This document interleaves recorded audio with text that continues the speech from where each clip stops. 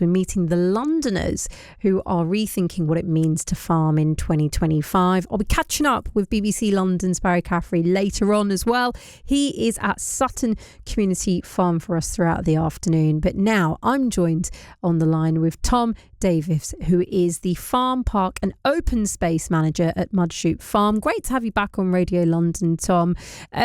What people may or may not know is actually Mudchute is one of the largest city farms in Europe, and it's open to the public. It's grown and grown, hasn't it? Yes, well, thank you for having me back on. It's always a pleasure to come on and talk about what we do here. But yes, it's been in existence since 1970s and was set up by a band of rebellious locals who, when it was threatened with potential development, they took a flock of sheep and a hive of bees to the town hall and protested. And it was at that point that the local authority said, well, actually, you can have it.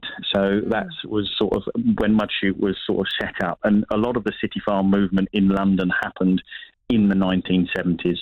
The first one being Kentish Town City Farm in 1972, and then the rest of them seemed to, by 77, the others were all set up. And since then, we've lost some, but not gained very many at all. So yeah, we are the largest inner city farm in Europe here. I have to be really frank with you. There's going to be, as I mentioned a little bit earlier, I don't know if you heard, but not just here on BBC London, we across, BBC Radio are really celebrating farms with Farm Watch. And I was thinking about how I was going to talk to you about this today, because I think living in London, the experience that we have with our much loved and much needed farms is unique. It is different compared to other parts of the country where, let's say, if you're in the countryside, yes, you're going to expect to have the big fields and the beautiful animals. It's different in whatever part of London you live in. Do you think that is why, 50 plus years on, Mudchute is still so popular and actually so vitally needed for the wider community in London? Well, I think there's a number of different factors. The first one is, city farms in London, here at Mudchute, and up and down the country in some of the other big towns, because that movement has filtered out into some of the big sort of cities and towns around the UK now. But, we're here for people to get that interaction with food and farming. We're here to bridge the gap between town and country, and that is exactly it.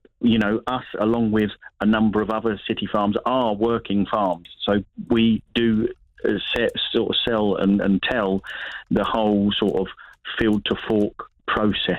Yeah. And it doesn't matter, what we're, and it's fantastic that across the BBC today you're celebrating Farm Watch and farmers in and around the whole of the UK.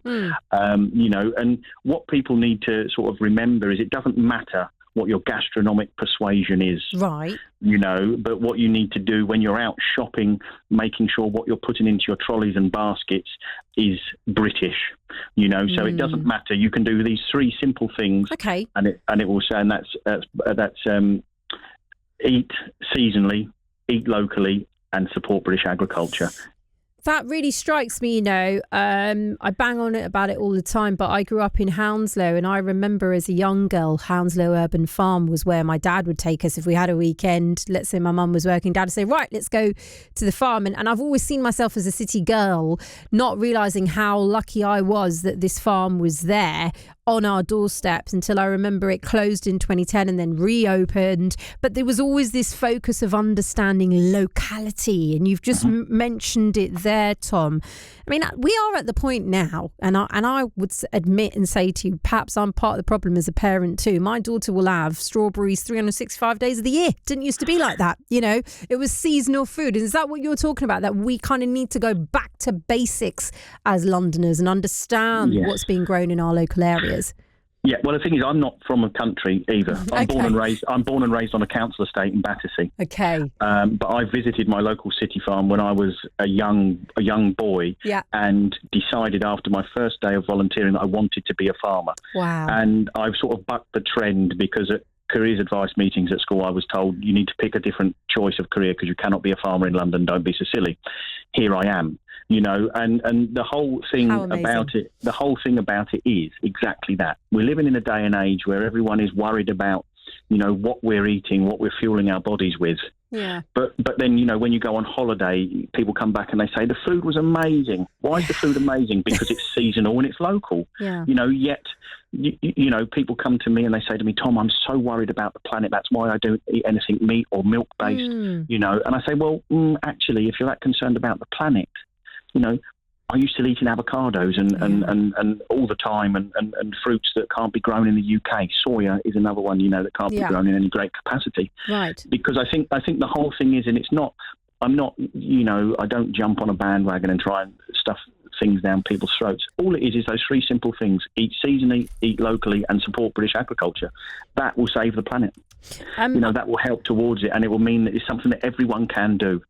Eat seasonally. You know? I'm writing this down. I'm going to keep on banging on about it all day. Eat seasonally, eat local. And what was the third one? And support British agriculture. Support British agriculture, which leads me nicely to my next question, really, is what is the state of farming like in the capital? Are urban farmers, I don't know, are they facing different challenges? I don't know. Is that something that you perhaps speak to with other farmers? It's difficult for, I mean, sorry, I'm laughing. I don't want to get too sort of political or anything like that. You know, it's a difficult thing for us in the middle of London because you think, you know, we have services that we wouldn't usually have in London that we have to rely on. So we have feed merchants, farriers, large animal vets, because there are a plethora of small animal vets in London. But if I was to rock up to my local small animal vet with a cow, they wouldn't really know what the hell was going on, you know. So all of these people have to come from the countryside in to us here, to all of the other city farms and dotted around the capital.